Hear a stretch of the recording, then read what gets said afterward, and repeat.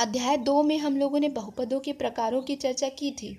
उसमें जाना था कि द्विघात बहुपद वो बहुपद होते हैं जिनकी अधिकतम घात 2 होती है, वो द्विघात बहुपद कहलाते हैं। ठीक है, तो और फिर हमने 4.2 4.1 ये सब कर लिया था। ठीक है, 4.2 में आपको मैंने गुणनखंड विधि से द्विघात समीकरण को हल करना और उसे उसके मूल ज्ञात करना ये बताया था। ठीक, अब हम लोग आगे की बात करते हैं। आज दूसरा सवाल आप उदाहरण में से करके मूल ज्ञात कर लेंगे। ठीक है, उसको पढ़ लीजिएगा।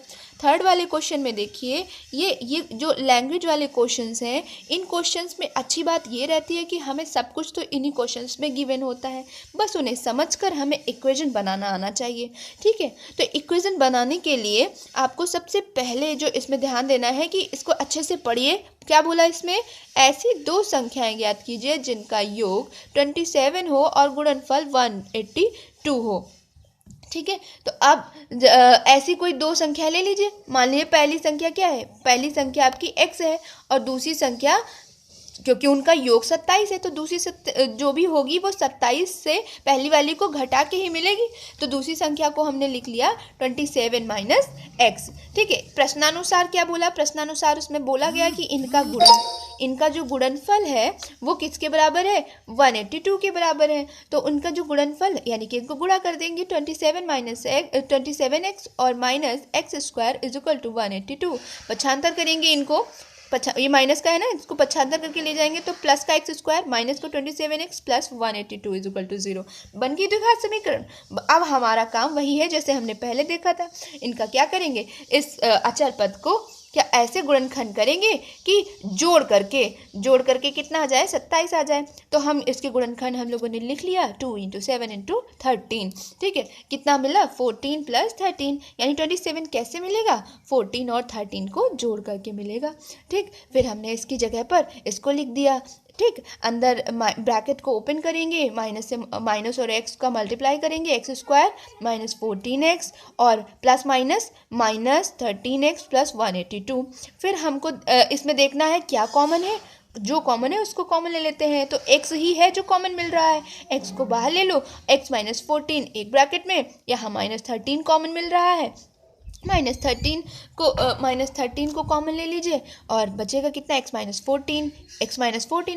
फोर्टीन दोनों में कॉमन है तो इसको अलग लिख लिया। जो बचा हुआ है उसको दूसरे ब्रैकेट में लिख लिया और इसको 0 के बराबर इक्वेट कर दिया।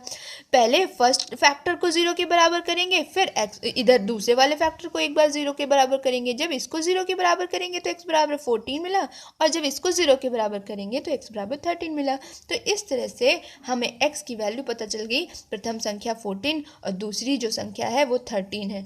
फर्स्ट एंड सेकंड जो संख्या आपको निकालनी थी ना वो आपको मिल गई। यही आपका आंसर है। ठीक है, सेकंड क्वेश्चन को फटाफट पढ़ लेते हैं, जरा देखते हैं क्या है सेकंड क्वेश्चन में। दो क्रमागत धनात्मक पूर्णांक ज्ञात कीजिए जिनके वर्गों का योग 365 हो। तो धनात्मक पूर्णांक बोला है और आप इतना तो जानते हैं कि क्रमागत संख्या जैसे हम कहें कि एक के बाद 2 आता है तो एक में एक जोड़ने के बाद ही तो 2 आता है। तो आप देखिए, तो पहली संख्या अगर x है तो दूसरी x + 1 हो जाएगी और इनके वर्गों का योग का है तो सबसे पहले इनके वर्ग करेंगे और इनके वर्गों को योग करेंगे और योग कितना आ रहा है? 365 आ रहा है। फिर क्वेश्चन के अकॉर्डिंग ही चलते जाएंगे, हमें हमारी द्विघात समीकरण मिल जाएगी। द्विघात समीकरण मिलने के बाद हमने इसको ये द्विघात समीकरण में x square plus x minus 182 factor हम इससे पहले ही कर चुके हैं, लेकिन ध्यान रहे यहाँ पे चिन्ह माइनस है, घटा करके लाना है एक एक्स लाना है, यानी हमें कैसे मिलेगा? 14 माइनस 13 करने पर बस वही फैक्टर बना लीजिए। इसके आप फैक्टर बनाने के बाद एक बार इस वाले फैक्टर को 0 के बराबर करेंगे तो x बराबर 13 और जब आप x + 1 करेंगे तो 14, यानी दो संख्याएं जो धनात्मक पूर्णांक हैं क्रमागत वो क्या है? 13 और 14। इसी तरह से आपको आगे के सवाल लगाने हैं और जो भी प्रॉब्लम हो उसे व्हाट्सएप ग्रुप पे पूछ सकते हैं।